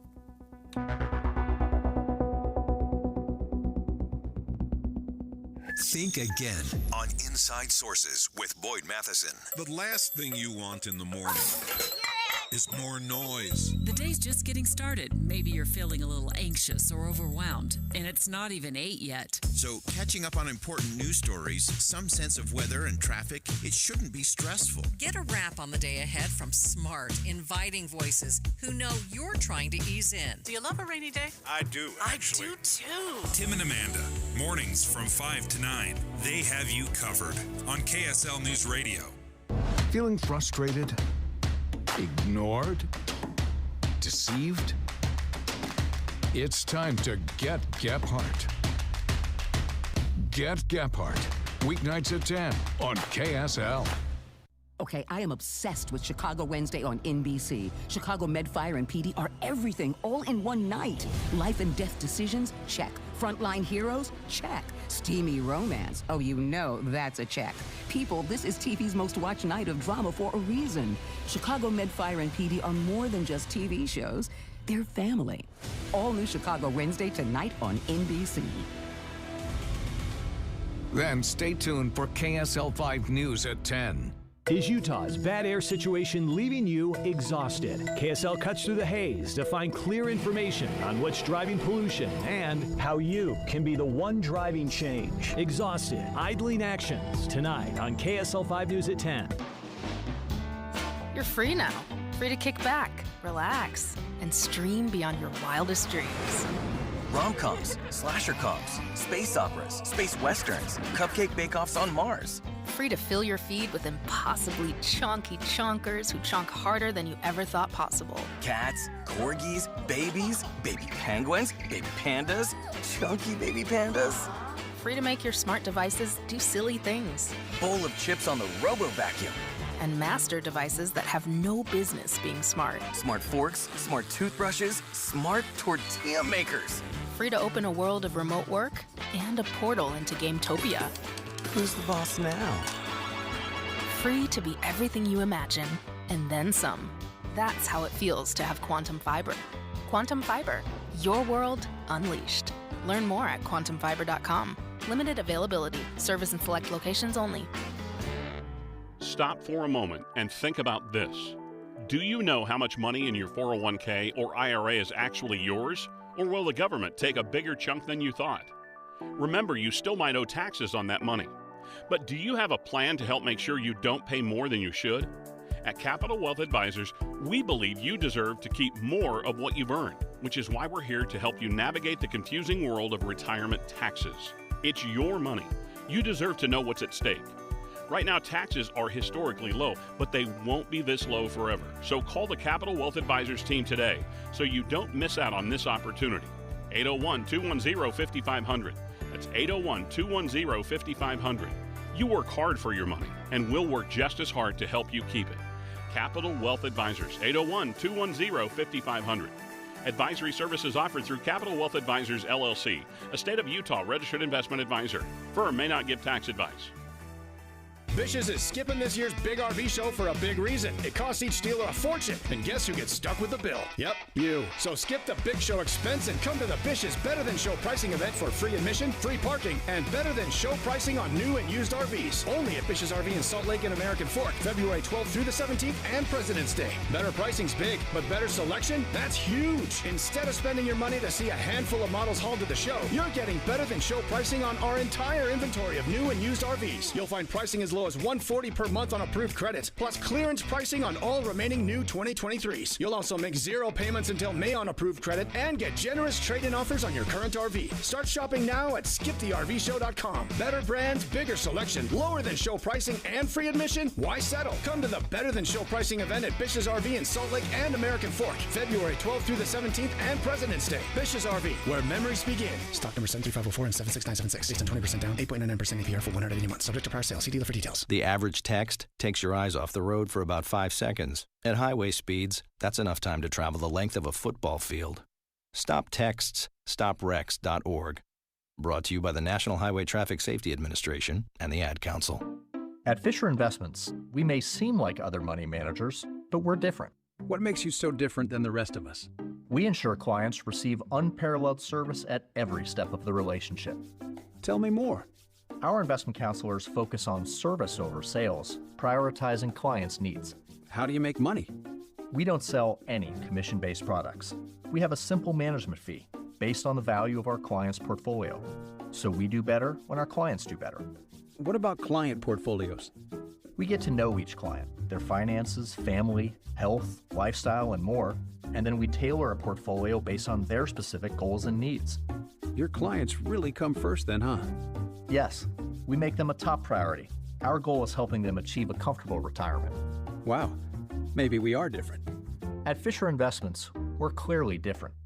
Learn more at FisherInvestments.com. Investing in securities involves the risk of loss. Join KSL in the movie show this Friday from 10 to 1 at the NPS store in Layton, 1150 North Main Street. Shop for your Valentine, npsstore.com. With the 3 things you need to know this hour, I'm Dan Bomas. First, a state senator wants to reduce the training requirement for sticking on false eyelashes. Second, Ralph Menzies' lawyers are hoping they can convince a court not to execute him for a murder that happened almost 40 years ago. And third, Homeland Security says they don't know of any specific threats that would make them change their plans for the Super Bowl, even if one high-profile celebrity plans to attend. Right now, 34 degrees with light snow in Salt Lake City. And back to Inside Sources on KSL News Radio. Hear elevated conversation on crucial issues. Boyd Matheson on Inside Sources. Well, there's been no shortage of border conversations this past month. A lot of headlines, a lot of chatter, a lot of clamor. But so often, everything we're talking about are really the symptoms and not the root cause. So our southern borders have seen an unprecedented amount of migrants recently. No question about that. That's the fact. But the question is, what's driving them all here? Where exactly are they coming from? Can we look around and see what's driving them, what the cause is, and are there any things that can be done about that?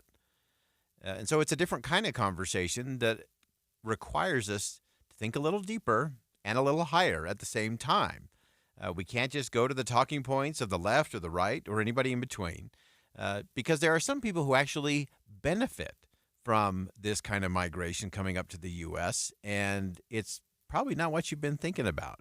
Someone who has been thinking about it, and someone we regularly turn to, is Arturo McFields. He doesn't just accept the status quo and what's on the surface.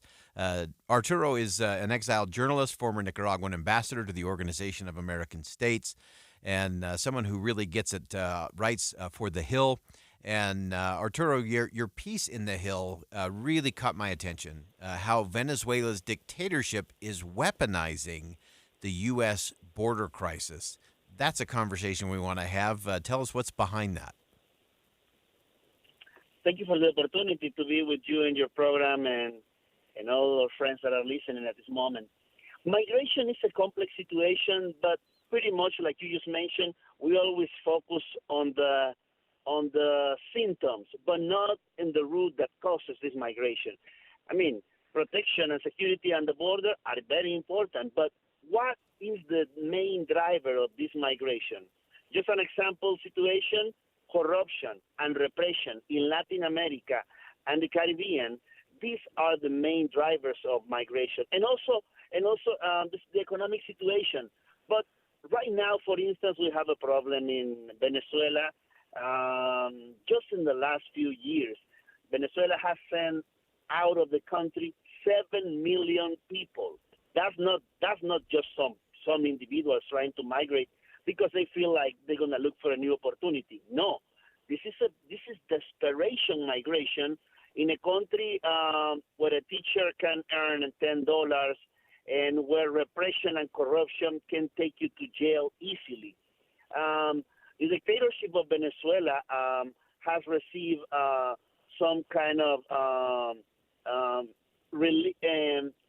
easing in process of sanctions. Yeah. Venezuela was sanctioned because of the corruption, because of drug trafficking, but the government of the United States tried to make a new approach in this relationship, lifting up some sanctions and trying to promote democracy and dialogue in Venezuela. Yeah. Everything seems to be working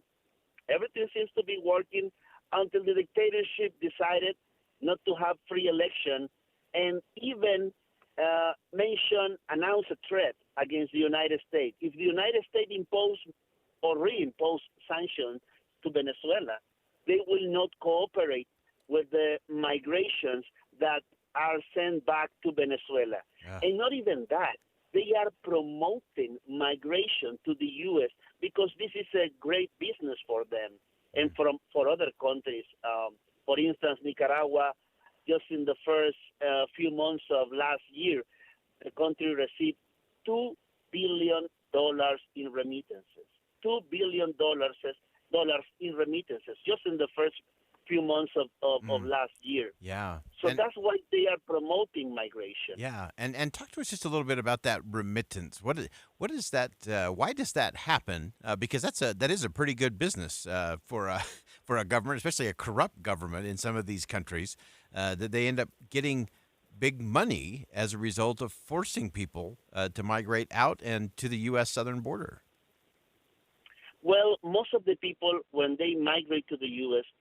and they get a humble job, the first thing they do is send money back home. That's the first thing they do. But that money is not only going to the families that definitely need it.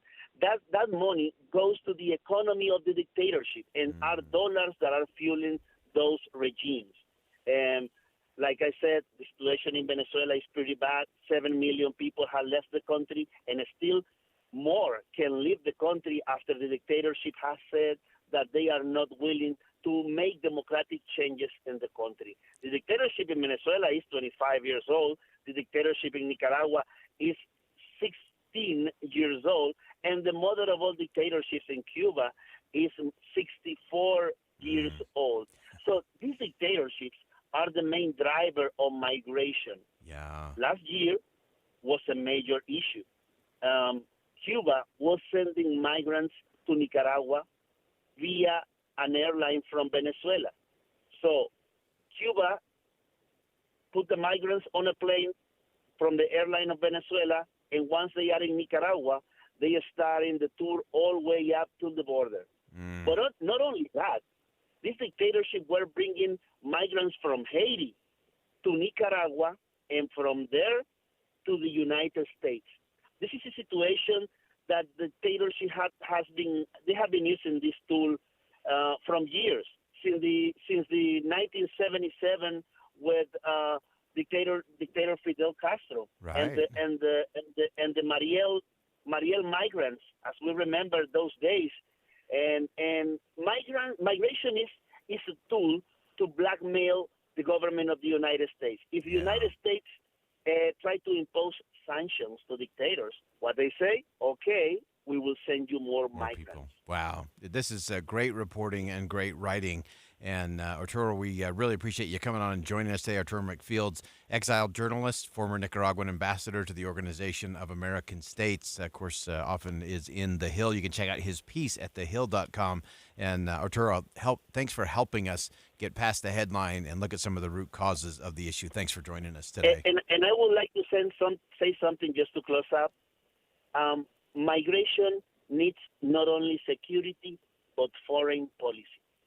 We need security, but also foreign policy to deal with these dictatorships, and also to deal with future dictatorships. Yes.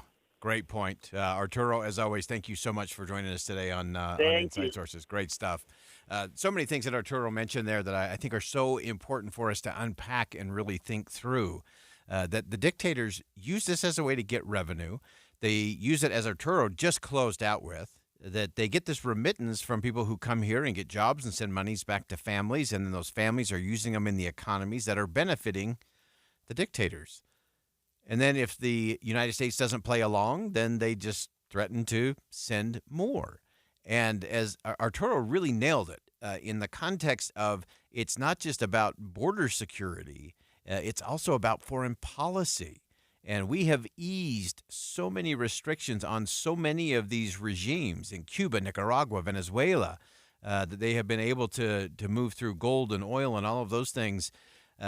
That's part of the problem, folks. We have to get back to the root causes of all of these things to make sure that we can actually get to a space where we can get to a solution to these things. But you can't do that just skimming across the headlines. Big thanks to Arturo for helping us get beyond that and down to the root cause. We'll take a quick break. We'll be right back.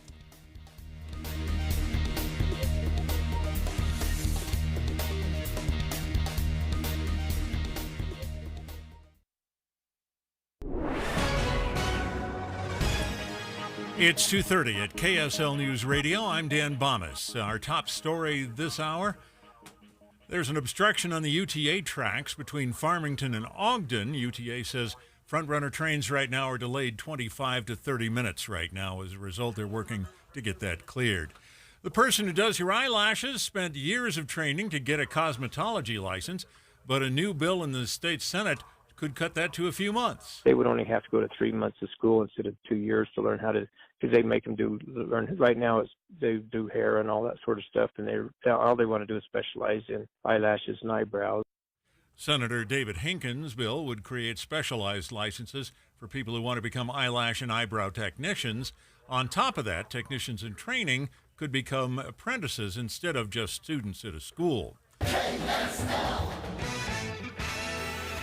And the Utah Jazz reportedly trading Simone Fontecchio to the Detroit Pistons.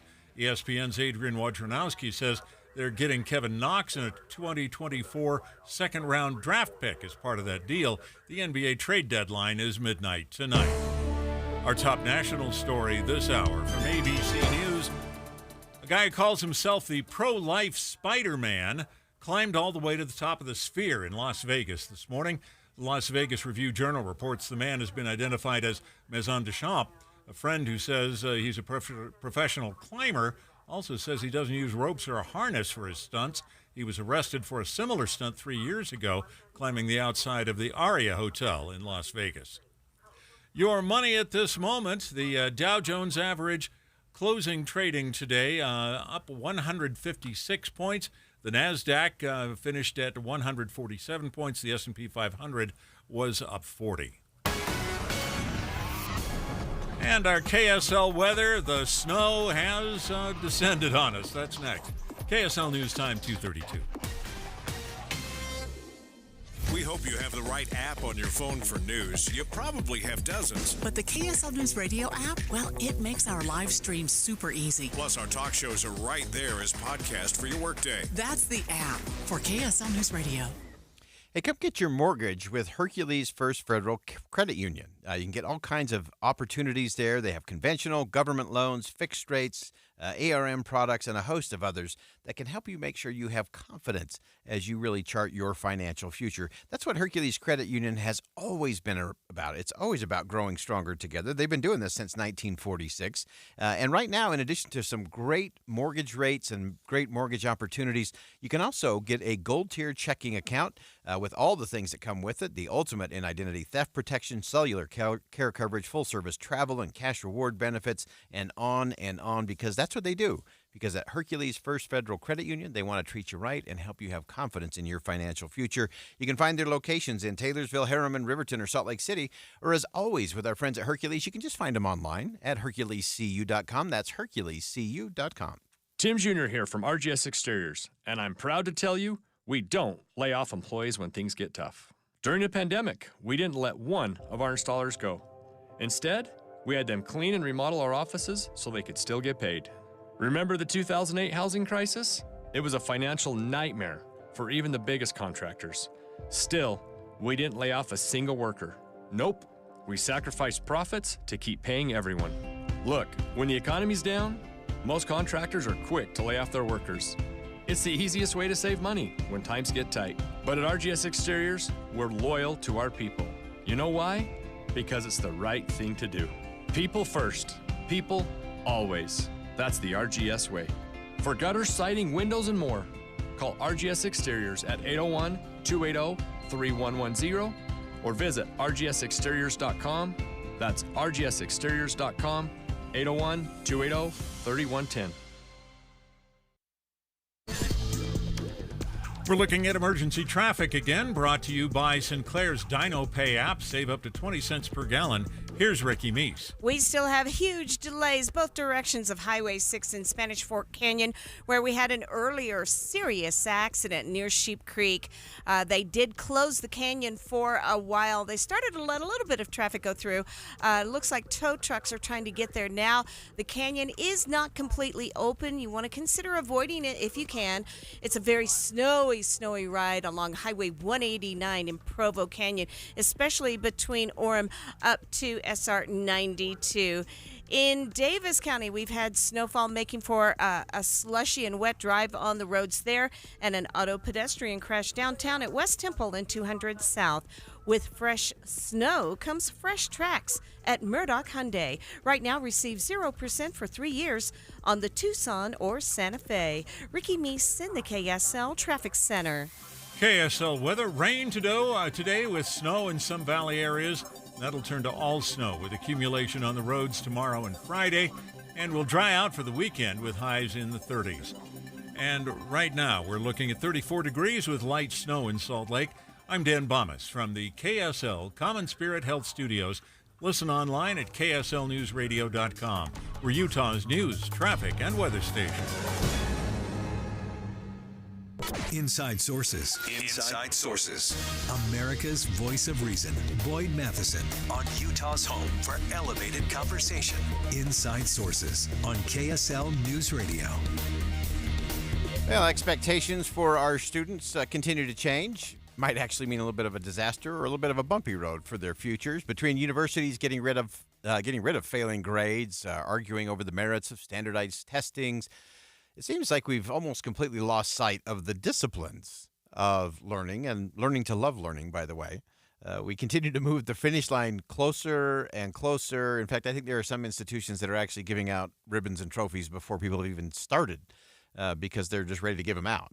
So I think this is a disservice to the next generation. I think it hurts all of us in the process. And so we want to take a look at, are we really preparing people for what's next? So we're going to talk about that and get beyond just the headlines of what's right, what's wrong, and get to what needs to come next. Really pleased to have joining us on the program today, Liberty Vittert, a professor of data science at Washington University in St. Louis and a resident on-air statistician for our friends over at News Nation. And Liberty, welcome to the show. Thanks for having me. Great piece on The Hill, thehill.com. No more D or F grades. Grade inflation is masking a looming crisis of ignorance. Give us the backstory. Well, you see it happening at universities and schools across the country that we are lowering standards. And at an Oregon school, which is what prompted this in the first place, they're actually removing D's and F's. Students can no longer fail, which is just sort of a crazy concept that we aren't going to have students that ever fail anymore. Yeah, and there are lessons in that. At my house, we like to call this the absolute predictability of consequences. And it seems like we're removing those consequences, especially in the classroom. Exactly. The urge to give everybody an A it's understandable. Good parents would do anything for their children. You want to, alleviate stress in any way you can. But, as you said, a huge part of growing up is learning to fail. And frankly, that's what a large part of college is. And, more so than that, do you want your nurse to know what drugs, can and not be mixed together, or your doctor to distinguish different parts? There are things that that we need people not to fail so that they can actually become productive members of society. Yeah, no kidding. I do not want my heart surgeon to have been given an honorary A just because they didn't want to make him feel bad that he didn't know where the aorta was supposed to be connected there. One of the interesting things you pointed out in your piece, Liberty, was a Gallup survey that over 90% of parents believe their children are at grade level, and yet only half of them really are. What does that tell us? Well, the problem is that this has been a movie. It's not like all of a sudden we're just getting rid of failing grades. This level of grade inflation has been happening really over the last 20 years. So, educators are basically, and I include myself in that, are really failing just this entire generation of kids. And parents don't know about it. And this is partly because these students have been bringing home A's and B's for mediocre or really failing work ever since kindergarten. So parents have no idea how mediocre their kids' work is. Standardized testing has really been the only sign that we've seen, but they're getting rid of that too. It's so stunning. It kind of goes to the old Incredibles. Everybody's special, so nobody's special. But in this case, nobody knows anything because everyone's afraid of that. Our good friend, former Senator Ben Sasse from Nebraska, who's now actually at a university in Florida, it says we have to go back to celebrating scar tissue.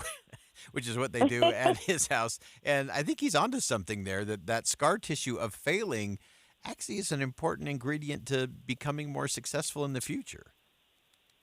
Absolutely. And there's a lot of research out there that shows you got to be afraid of failure to be able to succeed.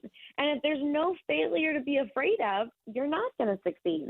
And we also have this whole issue in school systems where kids know that if they complain enough, the professors will roll over. It's a huge cycle, especially with DEI, where students will complain.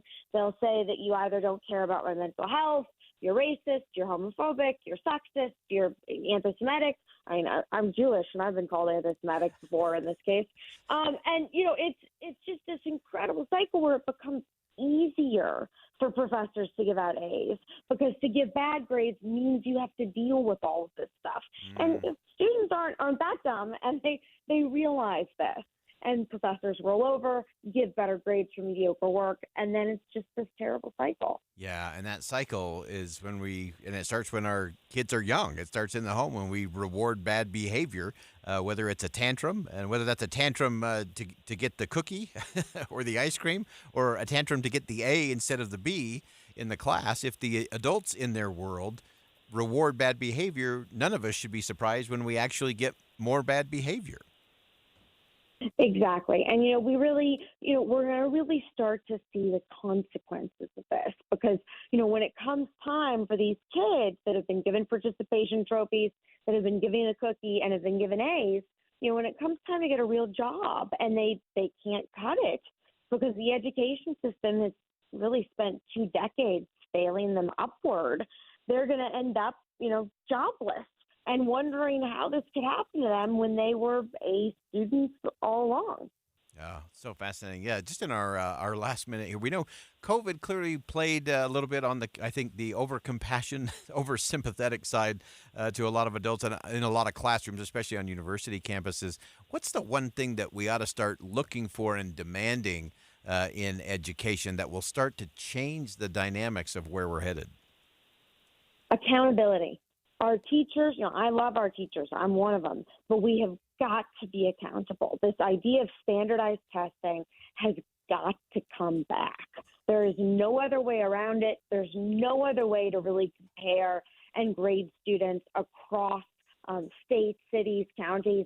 There's no other way to do it than standardized testing. And we need to be accountable that our students are able to compete and to get levels of standardized testing scores that they need to succeed in life. No question about that. And Liberty, before I let you go, obviously as we try to march this thing forward, talk to us for just a second about parents and families and what's the responsibility and the accountability that you're talking about that we've really got to start way upstream before they ever get onto a college campus.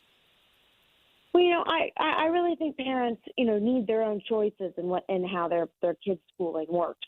But they need to demand accountability too, and not allow, parents can be just as guilty when their kid comes home and they're upset because they got a B. They can be just as guilty about going to the teacher and blaming the teacher. By the way, the teacher, sometimes it is our fault, but they need to demand that accountability too. They need to demand that their kids get a good enough score on that standardized test, whether that be working with their child at home or whether that be helping their child in the classroom by supporting their teachers.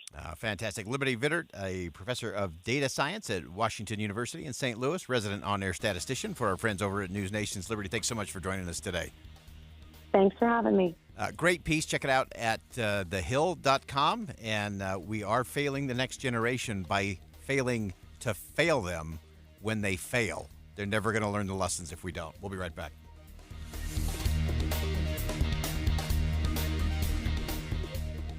The recent spring preview was nice. Temperatures extra warmer in the 50s again today. But it is February. Snow showers at the valley floor on Friday. When winter makes a comeback, come here. We have you covered. With traffic and weather together every 10 minutes on the 9s. On KSL News Radio.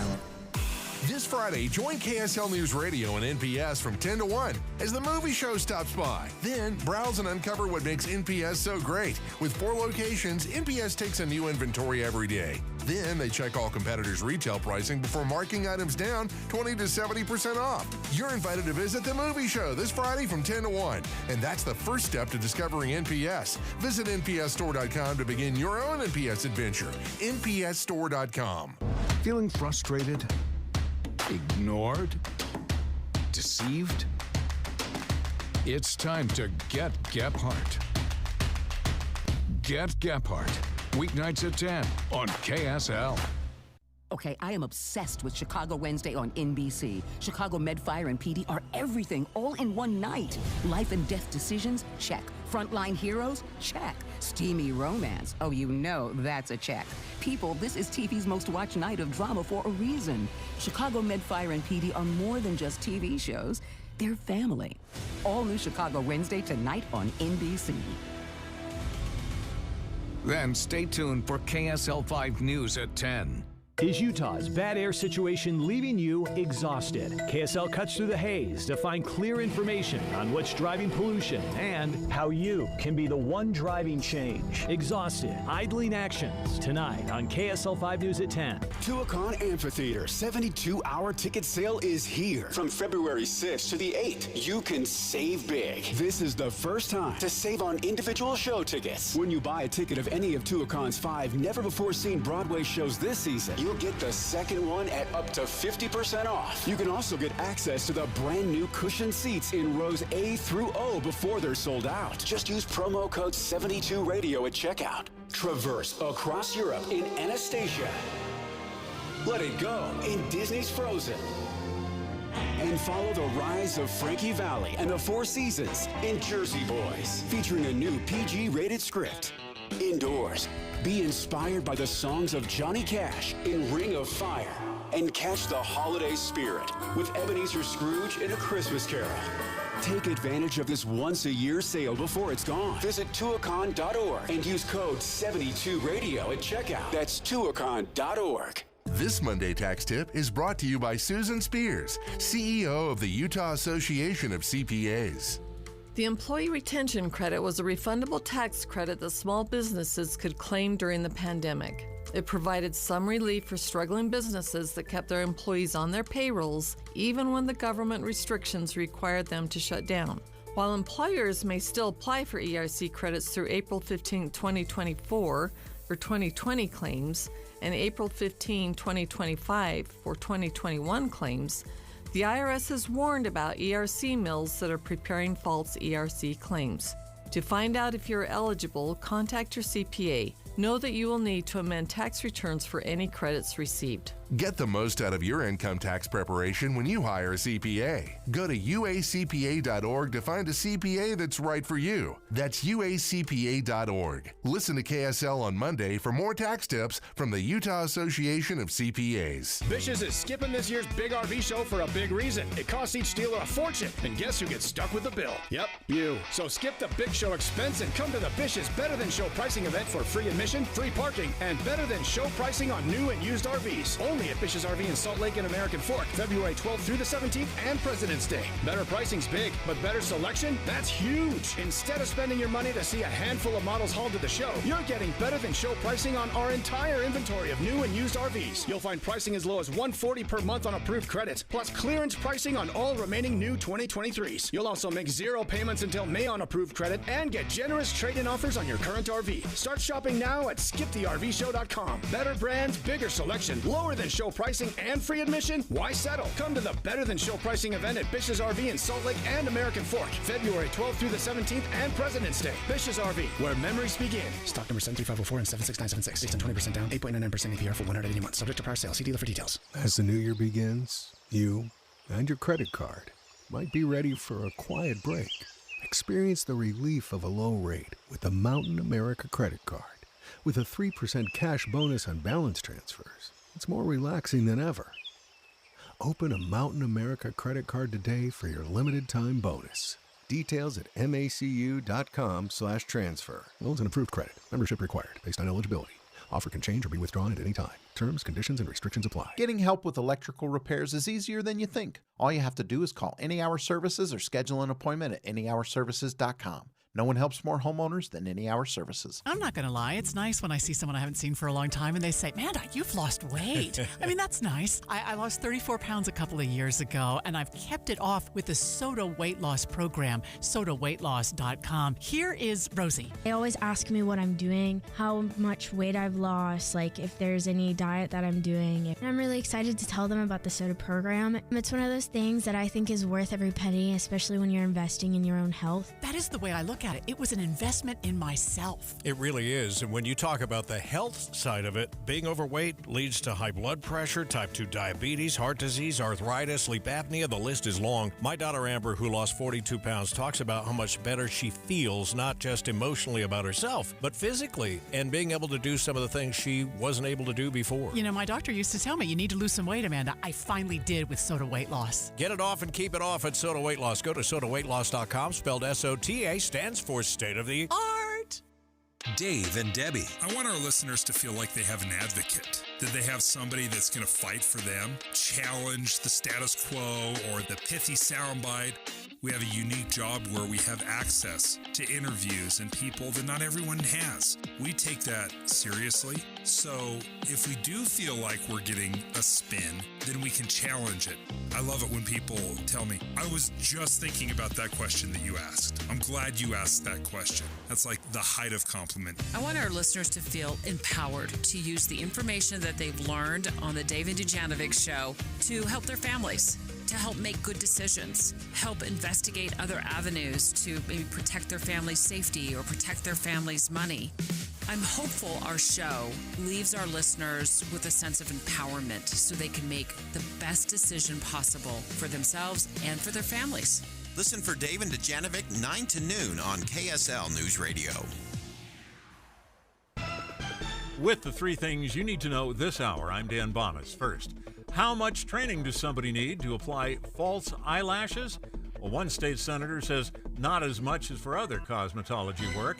Second, the Utah Jazz have made a deal to trade Simone Fontecchio to the Detroit Pistons.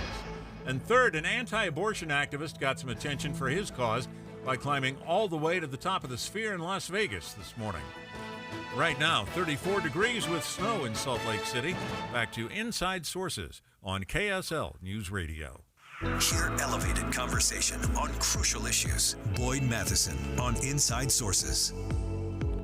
Welcome back to Inside Sources here on KSL News Radio. It's great to be with you today. As always, I am Boyd Matheson. And as we close out the program today, if you missed our last segment, we had a real eye-opening conversation with Liberty Vittert, professor of data science at Washington University in St. Louis. And she had a great piece at thehill.com And the title caught our attention. No more D or F grades. Grade inflation is masking a looming crisis of ignorance. And, we went to this idea and this model that everybody gets a trophy, everybody's a winner. I'm all for that. I'm all for good self-esteem. I'm also for making sure we're not overly stressing out our kids by having them too worried or too hyped up about everything being life and death. And so there's a balance point to be struck there. But I think we're swinging the pendulum in the wrong way at the moment. We've lost equilibrium. And the more I think about it, the more I think if we are failing to fail our children when they fail, we're setting them up to fail. I know that's a lot of fails in there, but they're all absolutely true. If we don't tell our students that they're failing, they're not going to change, and we're setting them up to fail. I thought it was fascinating. The data comes back. Most parents think their kids are right on the money. They're right on grade level. They're doing their stuff. And the reality is less than half of them are. Less than half. And then you get onto the college campus, and Liberty really explained this out as someone who teaches, that students know they can come in and they can just start whining and complaining, and then they can start making accusations that you're discriminating against them because of what they think or what they believe or how they look or what any of those things. And then professors and teachers are rolling over and giving them the grade. And we know when you reward bad behavior continues. But that is a looming crisis of arrogance, because it doesn't matter whether the topic is anatomy or American history. You better hope that your surgeon didn't get an A in the class because they went and intimidated their professor, or they went and played the pity party of, you just don't understand how hard my life is. I really need an A in this class. And everybody rolls over. Well, that might be fine to give them a degree, but I don't want that doctor doing my surgery. I'd much rather have a doctor who maybe got an F and learned the lesson and went back and mastered the skill and the subject. And then they were in a position to succeed. And I think it's every bit as important. Everybody can say, oh, yeah, but that's a rare, if it's a heart surgeon, yeah, I get it. But I think it plays into so many places in our society. I think it goes right into our living rooms. I think it goes right into the boardrooms of businesses and organizations. I think it goes into our communities. And if you're not a fan of the Disney movie, The Incredibles, you have one of the young Incredibles, I forget the name, runs really fast. But they wanted to run slower so that nobody feels bad. And the line is, if everybody's special, nobody's special. If everybody gets an A, nobody's really getting an A. And our incentive structures are all wrong. Many of the elite universities don't want to give anything other than an A because it messes up their marks. And so we've got all the incentives in all the wrong places, and that's preventing us from actually having the right kinds of conversations. And it prevents us from learning those critical thinking skills, that resilience that people are going to have if they're going to navigate society today. I'm going to give you a little behind the curtain as we close out the show today because I think it applies to this particular topic. I was able to do an interview today with Yeonmi Park. Yeonmi Park defected from North Korea as a young girl with her mother. They made it across the border into China, immediately got sold into the sex trade and were sex slaves. Eventually were rescued out of that, made their way to South Korea, ultimately to the United States. An extraordinary story, an extraordinary journey for them. But she made a couple of things, and you'll be able to see this on Sunday edition on KSL 5 TV coming up this Sunday. My in-depth conversation with Yeonmi Park. But she talked about what she really worried about. And she worried that on college campuses in particular here in the United States, that there's no real critical